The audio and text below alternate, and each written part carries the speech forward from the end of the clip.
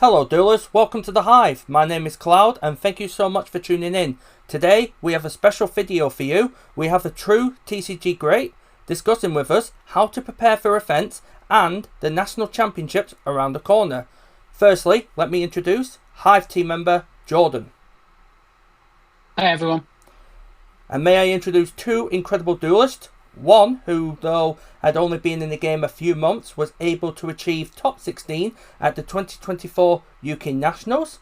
Accompanying her, the 2023 Euros champion, 2023 top 8 in Worlds, and 2024 UK Nationals runner-up, Laura Blackburn and Jessica Robinson. Hi. Hi Laura and Jess, how are you both today? We're doing good. Honestly, I'm glad to be on. Just been busy. Just it's a lot of work, and then preparing for nationals at the same time. It's just busy time for the next week. Yeah, we're doing a lot of recording as well, and just going to as many locals as we can. We did a case tournament last week. Yeah. We did a case tournament. Hey, was that the one in Liverpool? Yes, it was. Yeah. How did it go? It went okay for me. I went on a positive record, and it went very well for Jess, I'd say. I ended X1. I didn't win or anything, but my only loss was to my own misplay, which I noticed very quickly, which is a good sign for nationals for me. That it's a good sign in terms of the deck for nationals. Yeah. That's good. That's good to hear.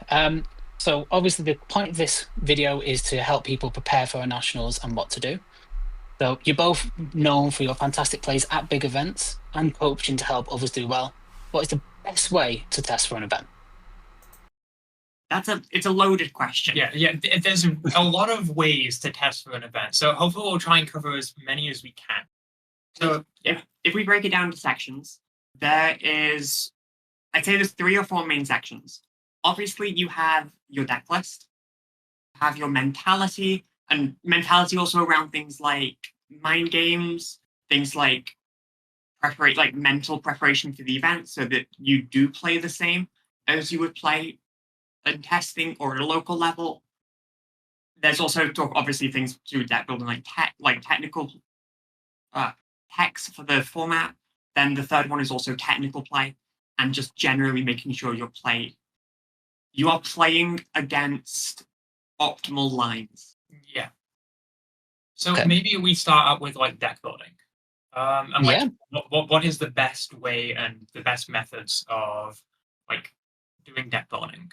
And I'd start with methods of testing. Okay, sure. Because you get to, obviously, before every event, or even before every locals for us, for example, my deck list is basically different for every locals because I'm testing things that I want to try out, whether that's some extra cards inside, whether that's a small, let's say, Fiendsmith package in main, just testing different things at different tournaments. Nationals isn't that much different. For major events, my approach is at locals coming up, I'll try a bunch of different things, and then nationals, you're basically just, not just at locals to preface, going even when testing, each day testing a slightly different package. Nationals is the deck list I bring to nationals is the culmination of all that testing. And that testing can be whether that's playing matches at locals, whether that's simulating hands, using a hypergeometric calculator to see what lists have the highest consistency of seeing hand traps to engine ratios, all of that stuff. Because it's one thing I don't think people realize. Testing and just deck building as well is all very mathematical. For example, using a hypergeometric calculator to try and figure out the probability of drawing the cards that you want, or a certain amount of hand traps, for example. It comes up a lot, and testing is more than just playing games versus your opponent. Testing is you're going very, very, very in depth with all the technicalities of your deck, your play, and things like that. I think more just I would like to just emphasize that nationals is kind of the culmination of all your testing. Yeah. You're not going to an event like a YCS, a European Championships, and nationals to test things out. It's just a culmination, and I think, especially on the days and weeks before an event like Nationals, testing those different options, I think, is very important. Like, for example, last year, even in Plant, we tested so many different lists. Like, we was running Pot of Desires like 3 months before because we were trying to test it out. We went through so many, like, tens and tens of different lists, and Nationals was that culmination of everything that we had, like, built for, basically. Okay. Something you touched on a little earlier when you were saying the best way you prepare. How do you keep yourself in the right mindset? So mindset's a bit of a different thing.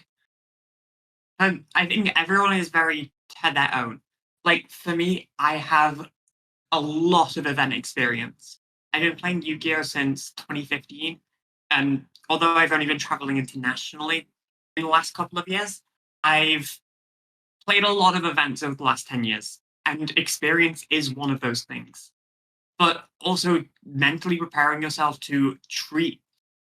There is no real difference between a game at locals and a game during a YCS or during a national championships.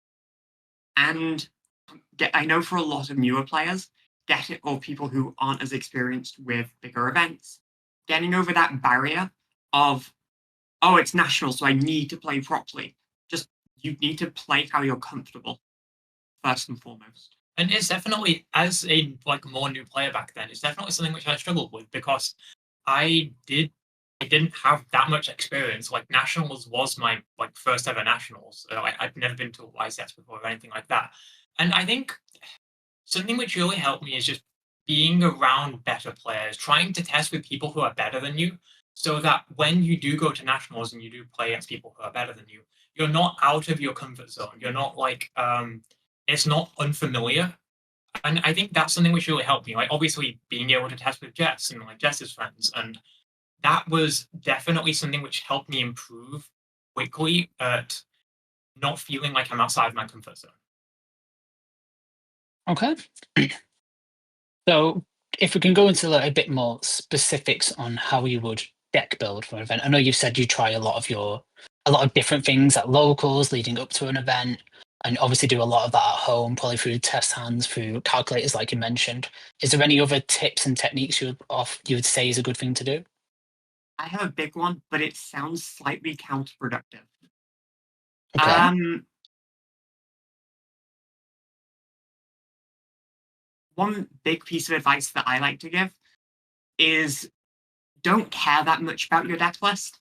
When people, especially when I did a lot of coaching, and people were trying to improve their technical play and focus on their technical play, I know there's all this stigma around things like net decking, but taking a deck list that is already established and is already tried and true, and then instead of focusing on improving your deck list, it's fine to just focus on improving your technical play, and then just take a tried and true deck list that you know can do well, and just focus on your technical play, because if that is what you think you need to focus on. I think, especially if you're feeling under pressure, being able to just step back a little bit, I think it is perfectly fine to take a little bit of a step back with deck building, focus on your mental preparation, focus on your technical play. I think, although obviously deck building is a very good thing for big events, especially making meta calls, you can step back a little bit if you need to.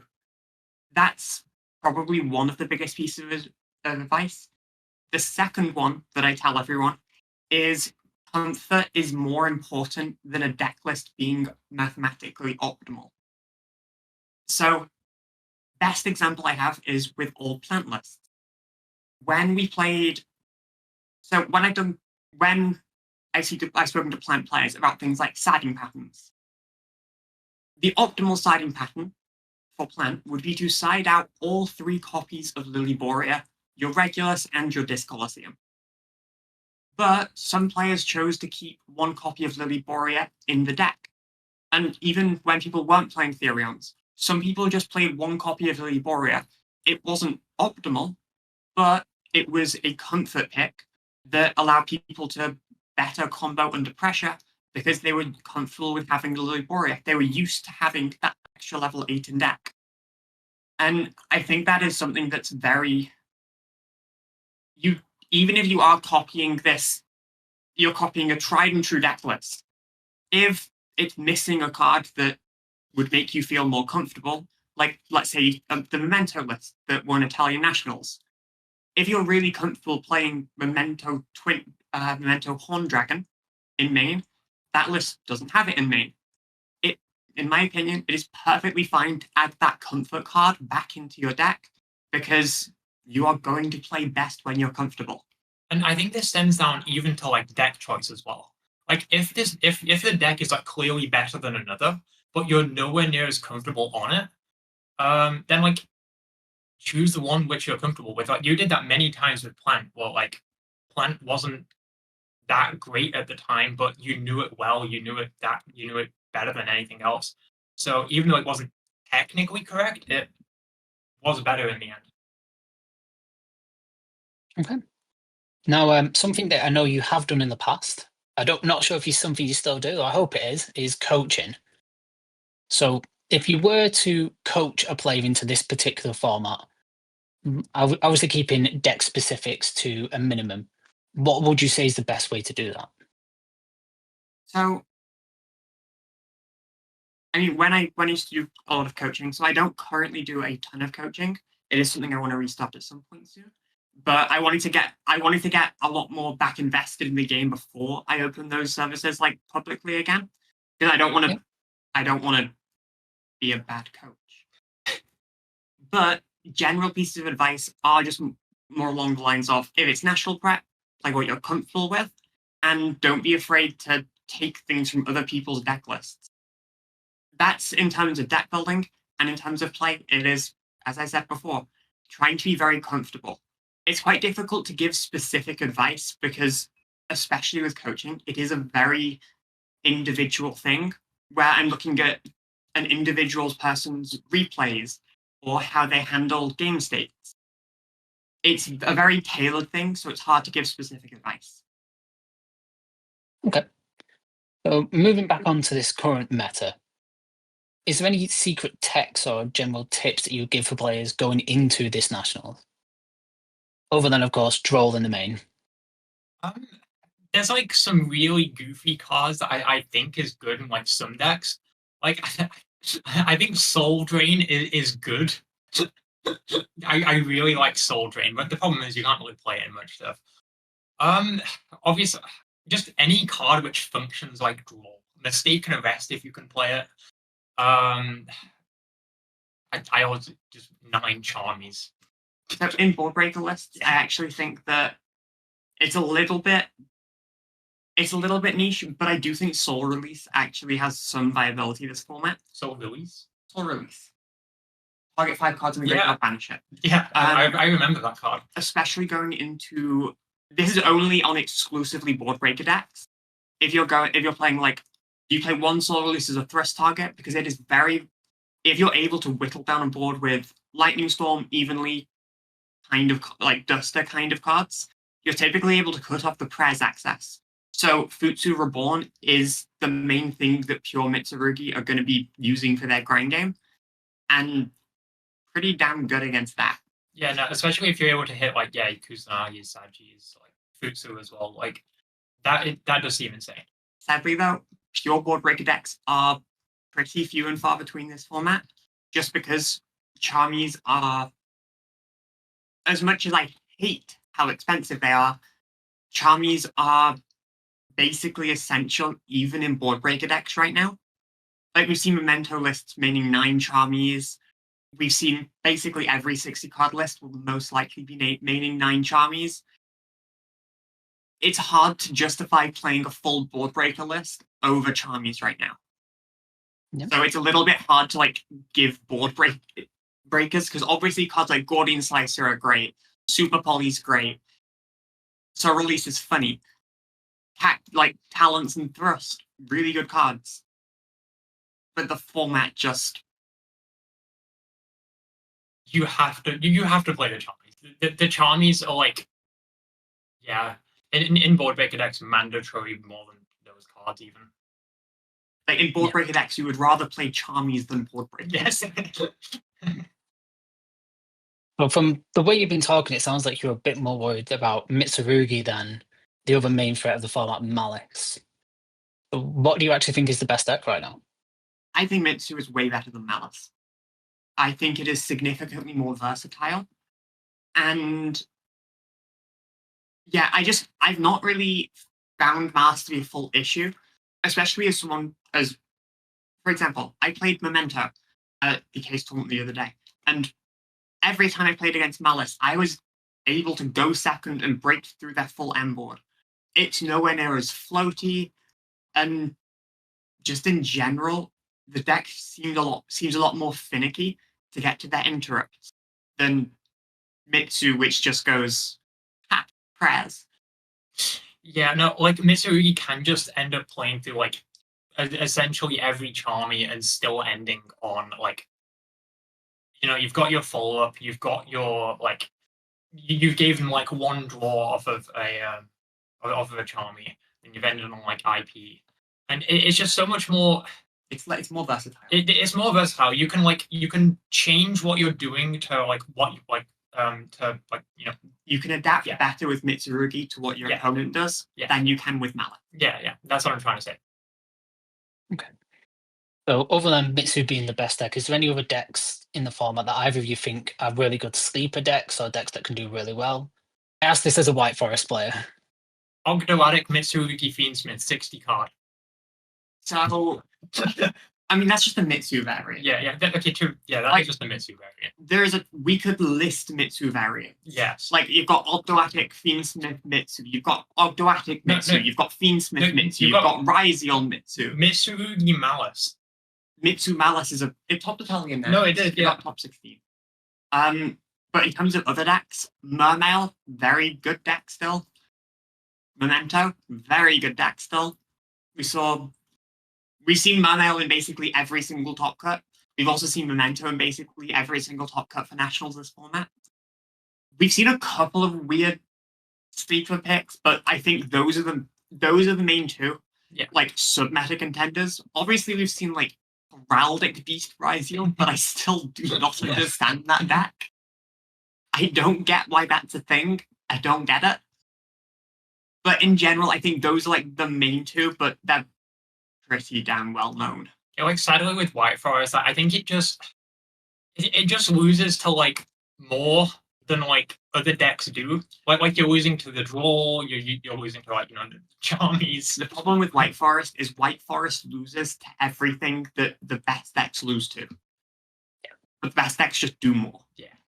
There is one sleeper pick that I have an opinion on, but I don't think anyone is actually going to be on it at Nationals.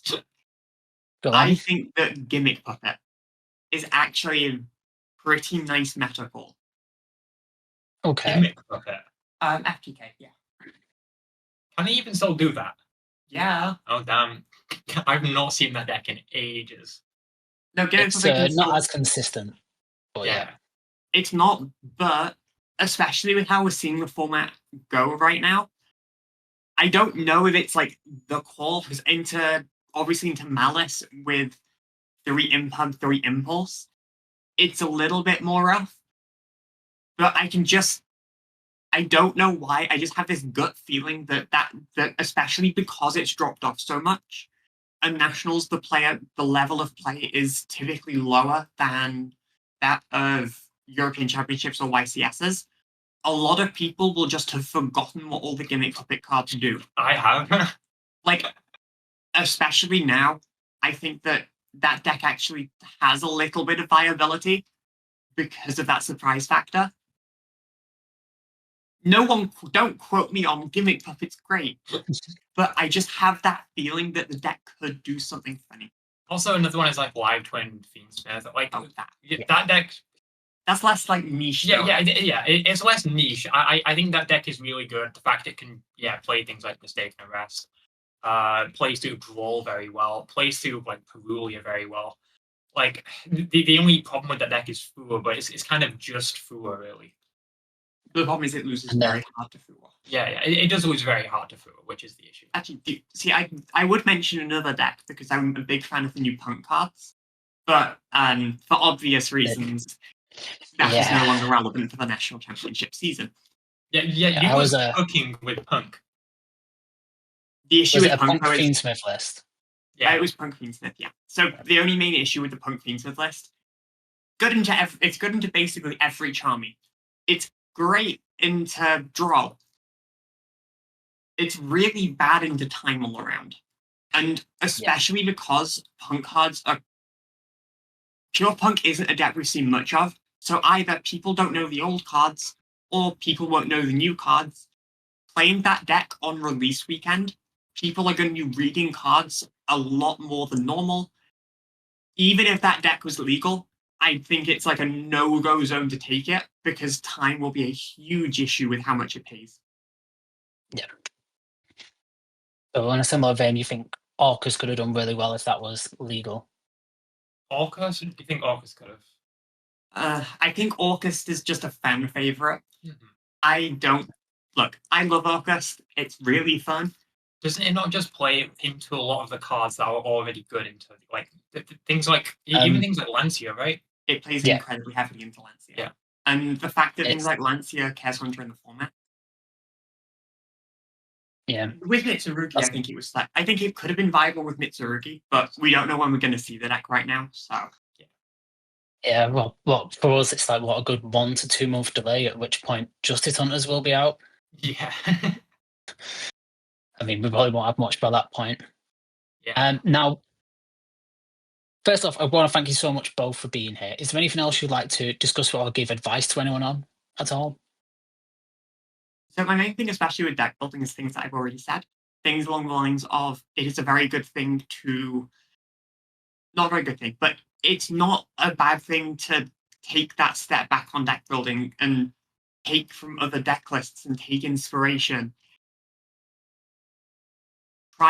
Things are tried and true for a reason, and I think that's something that should be a little bit more normalized in the game, at least in my opinion. Something which I want to say as well is that it is okay to make mistakes. The amount of times I see Jess do like the most stupidest thing ever at locals, or like we're testing and then like I'll do something incredibly stupid, and testing is you're just kind of trying to refine those mistakes, and everyone does it. Not everyone is like a perfect player, so people beat themselves up way too much when they make mistakes, and I think it's a very normal part of playing a card game.